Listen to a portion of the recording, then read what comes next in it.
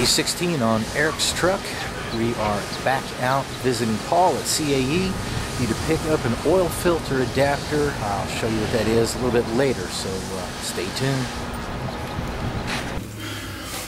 So yesterday we just about got done with all of our body work. We just have to finish up this one door as far as body work's concerned. We've got our front fenders and our other door all ready with a filler primer, so we'll sand those down one last time. We'll put a sealer coat on there. I'll let those dry up and then I'll paint them either today or tomorrow. Plus I'll be climbing back underneath that truck to get the last bit of the rust, so stay tuned.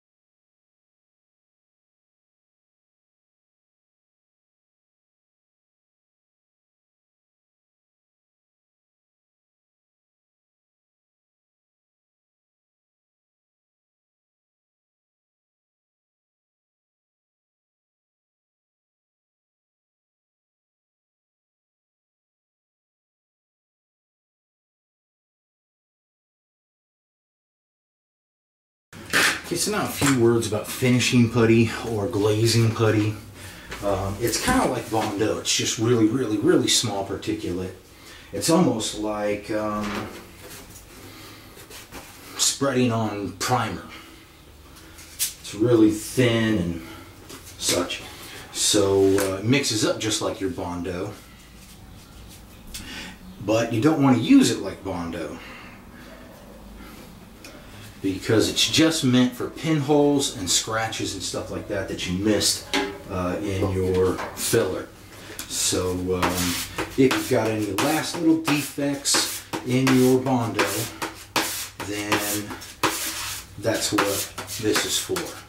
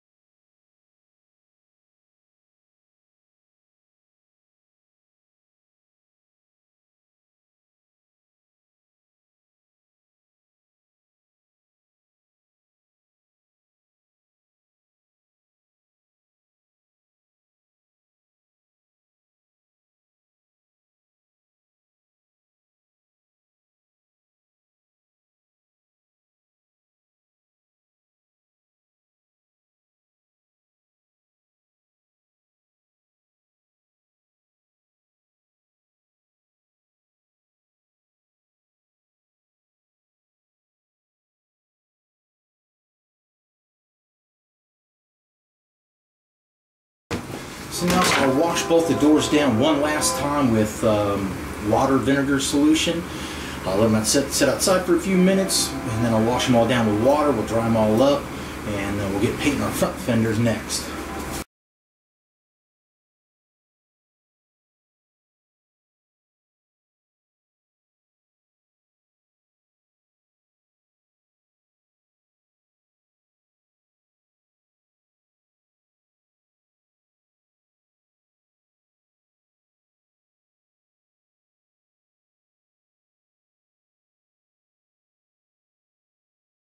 going to go ahead and shoot my inside first. Now yesterday what I did was any area that I thought I still might have some rust, I would shoot that with rust mode. The rest of the areas that look clean, then I shoot them with the acid etch. Now I'm going to go ahead and just shoot a gloss on there. And then I'm going to put an undercoating on it. Now sometimes people ask me, well, why are you going to do the gloss and then you're going to do the undercoating? Well, the undercoating is really good, but sometimes it can be a little bit porous and it'll actually hold some moisture in it. So we get the gloss on there so that we get a barrier for any moisture that might be coming to us. When you're painting, always do your nooks and crannies first. If you hit a large mass of everything, it's difficult to see all of the corners and stuff that you might have missed, so you hit those first.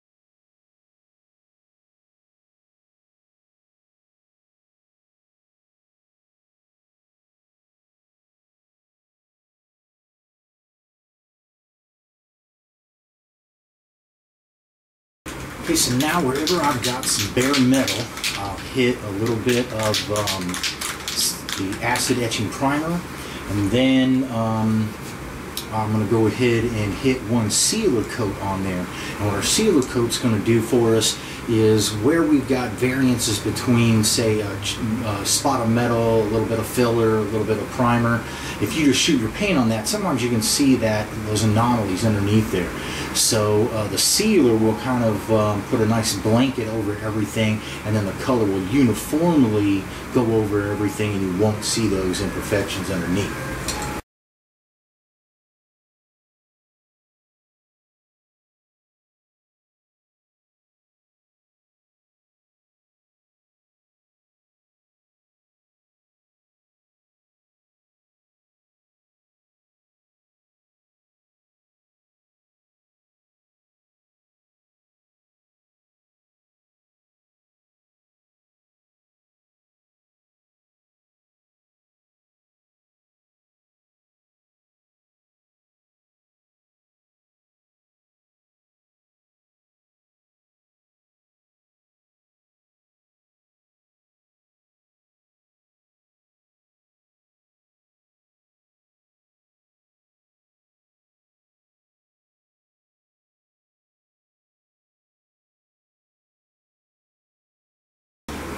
Okay, so any place I've got bare, where I'm worried about the rust, I'll shoot a little bit of the rust converter. The rest of the areas where I've got bare metal, we'll hit the acid etch, and then I'm just going to shoot the gray primer sealer over the entire thing because the door is basically just a gray primer.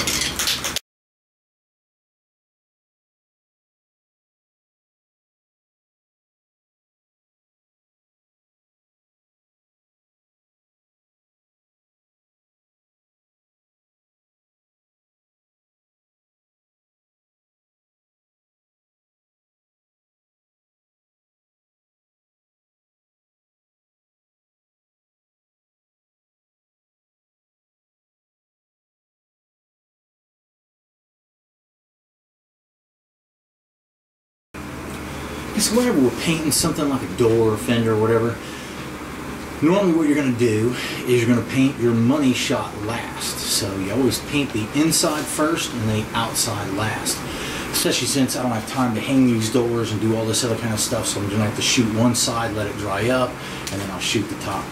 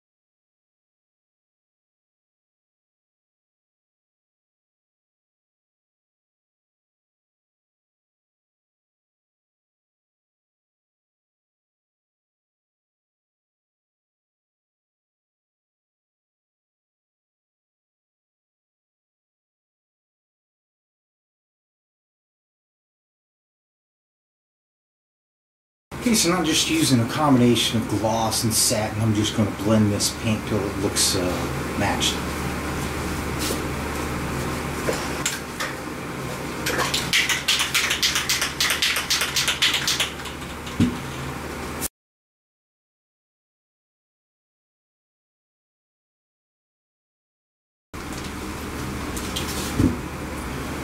When you first shoot paint, especially satin black, it will appear glossy, so we're going to let it dry up and get a good look at it before we decide to mess with it anymore.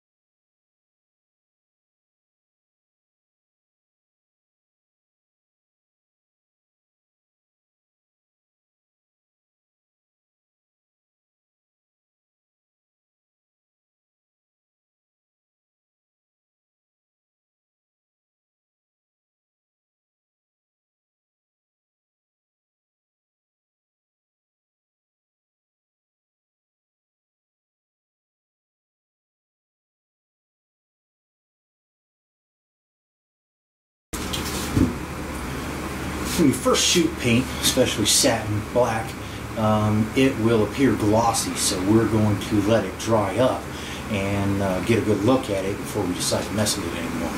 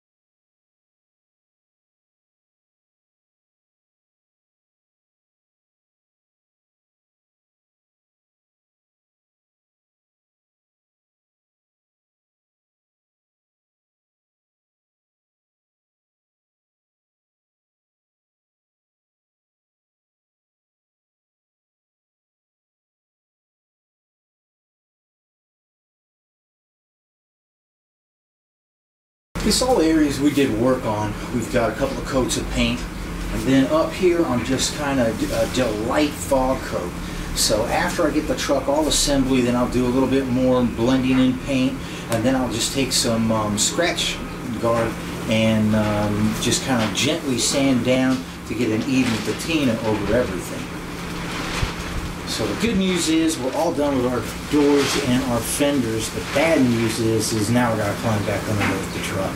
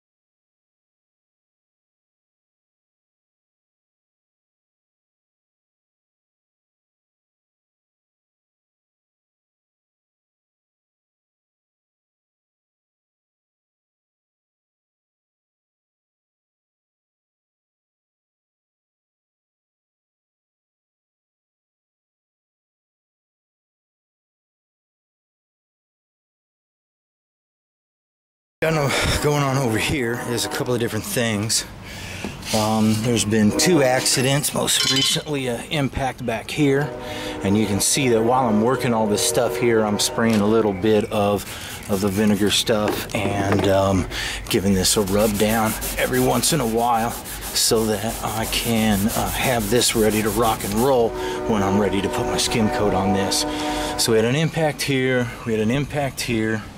The brace that's up inside here was just barely hanging on this side and on that side, and somebody took the inside of the lip right here and they cut it and they rolled it up like this. So but they didn't weld it back up, so it made all this weird and flimsy and blah blah blah. So we're gonna get that all fixed up.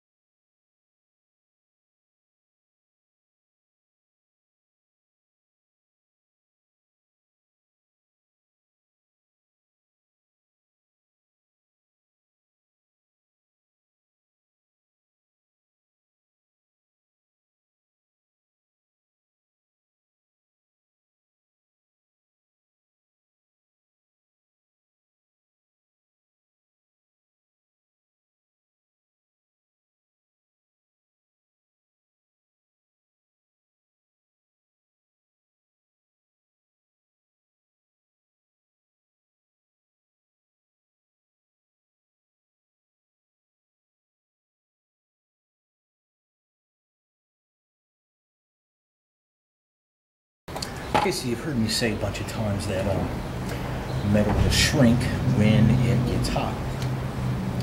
And this right here has been pounded in and it's stretched the metal. And so now it doesn't want to go back into shape. That's what I have to do because it's been stretched out. So now I got to shrink it into shape. So I'll get it hot and then I'll cool it down real fast.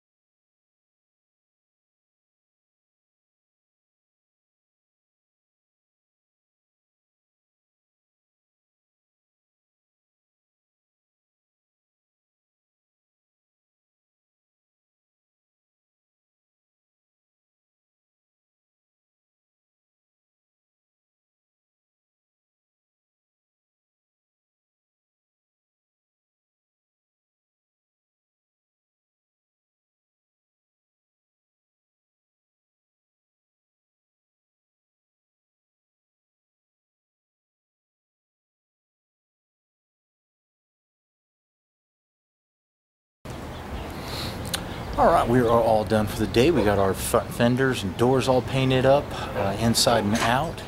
And we've got this quarter panel here coming along.